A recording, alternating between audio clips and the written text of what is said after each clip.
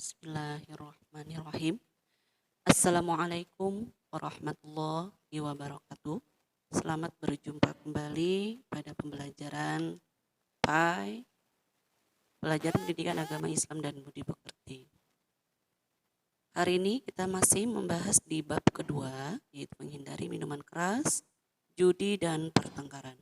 Adapun kali ini adalah membahas mengenai judi dan pertengkaran. Adapun pengertian judi itu sendiri adalah kegiatan permainan yang di dalamnya diisyaratkan adanya suatu materi yang akan menimbulkan keuntungan bagi yang menang dan menimbulkan kerugian bagi yang kalah.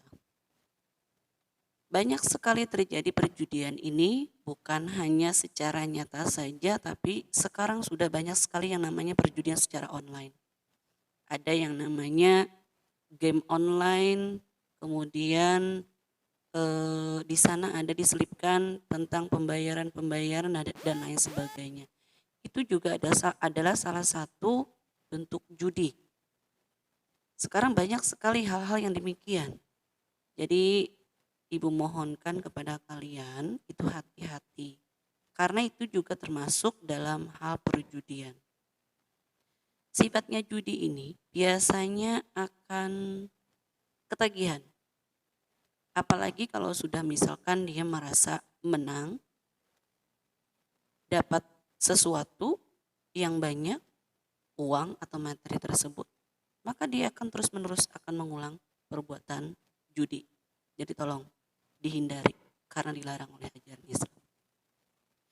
Berikutnya adalah mengenai pertengkaran. Pertengkaran ini adalah perbuatan yang banyak dilakukan oleh kaum remaja sekarang ini. Pertengkaran antar pelajar terjadi di mana-mana. Tidak hanya di Jakarta, tapi juga di kota-kota kecil, di bagian lain dari Indonesia. Menurut pendapat kalian, apakah pertengkaran termasuk perbuatan terpuji? Tentu tidak. Pertengkaran dapat menimbulkan dampak negatif, baik bagi diri sendiri maupun orang lain. Banyak sekali terjadi pertengkaran, bukan hanya di sekolah, bukan hanya di rumah. Di mana-mana sekarang terjadi pertengkaran. Di media sosial, pertengkarannya secara apa? Karena sekarang bukan yang namanya mulutmu harimaumu lagi, tapi jemarimu adalah harimaumu. Jadi hati-hati kalau kalian mempunyai media sosial dalam mengomentari postingan orang ataupun lainnya. Hati-hati, itu akan menjadi nyinyiran terhadap orang lain atau menyakiti perasaan orang lain. Jadi tolong, dari sekarang, baik itu pertengkaran secara nyata, pertengkaran yang tidak nyata melalui media sosial dan lainnya, tolong. Pada saat kalian komentar, pada saat kalian ingin berkomentar yang baik-baik sajalah. Jangan sampai hal terjadi pada diri kalian karena namanya pertengkaran itu tidak baik dan dilarang oleh ajaran Islam. Berikutnya adalah pertengkaran dapat merusak persatuan dan perdamaian antar sesama manusia.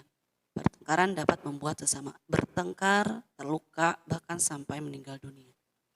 Kalau sudah sampai menimbulkan korban jiwa, maka pertengkaran masuk ke dalam perbuatan kriminal yang ditindak oleh aparat keamanan yang berwenang.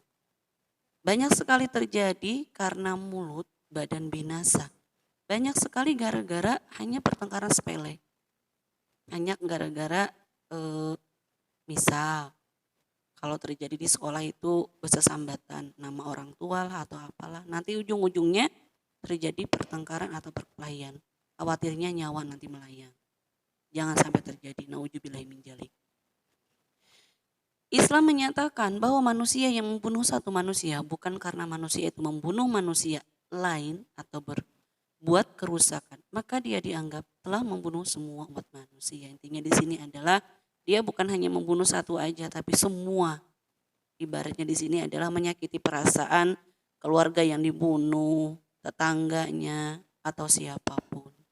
Jadi tolong ya. Nah berikutnya adalah kita akan memahami masalah tajwid karena dalam pelajaran bab 2 ini ada diselipkan mengenai hukum ilmu tajwid tentang qalqalah.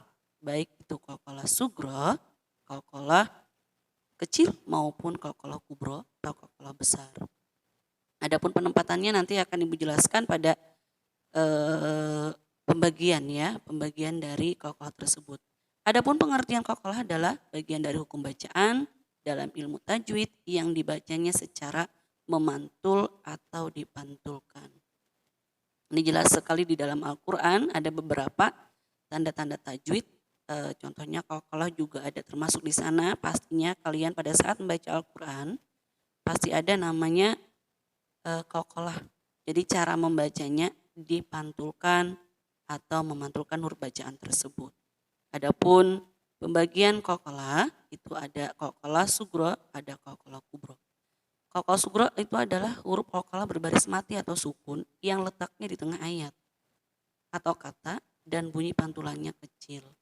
Sedangkan qalqalah kubro adalah huruf qalqalah yang berada di akhir ayat dengan berharakat, tidak sukun, dan bunyi pantulannya adalah lebih besar. Misalnya qul huwallahu ahad, itu kan di belakang. Kemudian kalau yang di tengah itu kan wa ma yaj. Nah, itu ada contoh-contohnya. Nanti kalian bisa lihat contohnya juga di buku-buku, di buku paket itu ada ya tentang contoh bagaimana bagaimana bacaan qalqalah. Nah, di sini ada huruf-huruf qalqalah yaitu ada 5, baju di toko. Nah, kemudian tolong kalian lihat lagi di dalam buku-buku tersebut bacaan qalqalah, huruf tajwidnya. Demikian pembelajaran hari ini, mudah-mudahan bermanfaat. Terima kasih sudah menyaksikan video ini. Tetap semangat, jaga kesehatan. Wabillahi taufiq wal hidayah. Assalamualaikum warahmatullahi wabarakatuh.